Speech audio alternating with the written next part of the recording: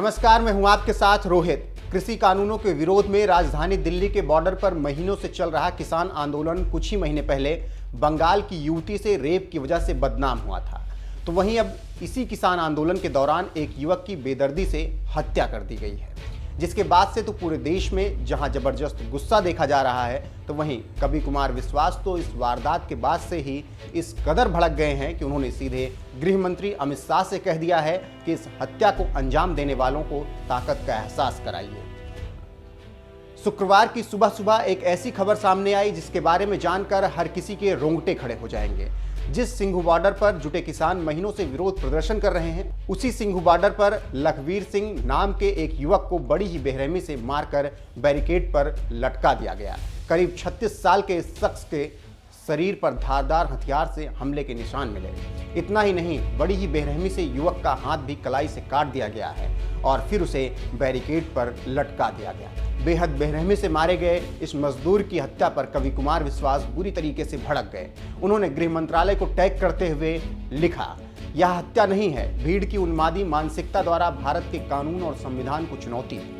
हत्यारे किसी भी धर्म के हों, उन्हें भारत के आंतरिक अनुशासन की ताकत का अनुभव कराइए। अमित शाह जी, देश को भीड़ में बदलने से रोकिए। आंदोलन की पवित्रता बचाए रखना आंदोलनकारियों और उनके नेताओं की जिम्मेदारी है।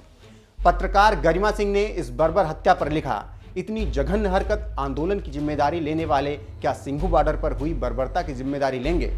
बीजेपी आईटी सेल के हेड अमित मालवीय ने लिखा, बलात्कार, हत्या, वेश्यावृत्ति, हिंसा और अराजकता, किसान आंदोलन के नाम पर यह सब कुछ हुआ। अब हरियाणा के कुंडली बॉर्डर पर युवक की बर्बर हत्या आखिर हो क्या रहा है? किसान आंदोलन के नाम पर यह अराजकता करने वाले ये लोग कौन हैं जो किसानों को बदनाम कर रहे हैं? किसान आंदोलन का मुख्य चेहरा राकेश टिकैत पर निशाना साधते हुए अमित मालवीय ने लिखा, राकेश टिकैत ने योगेंद्र यादव के साथ लखीमपुर में हुई मॉब लिंचिंग को जायज ठहराया था। कुंडली बॉर्डर पर हुई हत्या पर वह चुप है। किसानों के नाम पर आंदोलन में हो रही अराजकता का पर्दाफाश होना चाहिए। सिंघू बॉर्डर पर मारे गए अनुसूचित जाति के लखवीर सिंह पेशे से मजदूर हैं और पंजाब के तरनतारन के चीमा खुर्द गांव के रहने वाले थे। इस मामले में डीसीपी हंसराज ने कहा, सोनीपत बॉर्डर पर जहां किसानों का प्रदर्शन चल रहा है, वहां सुबह सुबह 5 बजे एक शव लटका मिला। उसका हाथ और टांग कटी हुई थी। हत्या किसने की यह फिलहाल साफ नहीं हुआ है। अज्ञात लोगों के खिलाफ एफआईआर दर्ज कर ली गई है। देखिए, आज सुबह 5 बजे थाना कुंडली में सूचना मिली थी कि किसान आंदोलन जो चल रहा है उसकी स्टेज के पास एक आदमी का के लटकाया हुआ है। कोई बात नहीं। इस सूचना पे हमारे थाने से जो एसआई संदीप है, जिसकी एसडीओ ड्यूटी थी, वो अपने मुलाजिमों के साथ मौके पे गया। उसने वहां जाके देखा कि एक आदमी का पाँव काट रखा है, शरीर पे केवल अंडरवियर पहना हुआ था और बैरिकेड के साथ उसकी डेड बॉडी लटकी हुई थी। वहाँ पर जो लोग थे उनसे पूछताछ करने की कोशिश की, लेकिन इस चीज़ का कोई खुलासा नहीं हो पाया कि किसने ऐसा किया है और अभी तक भी उस आदमी की जो है शनाख्त नहीं हो पाई है।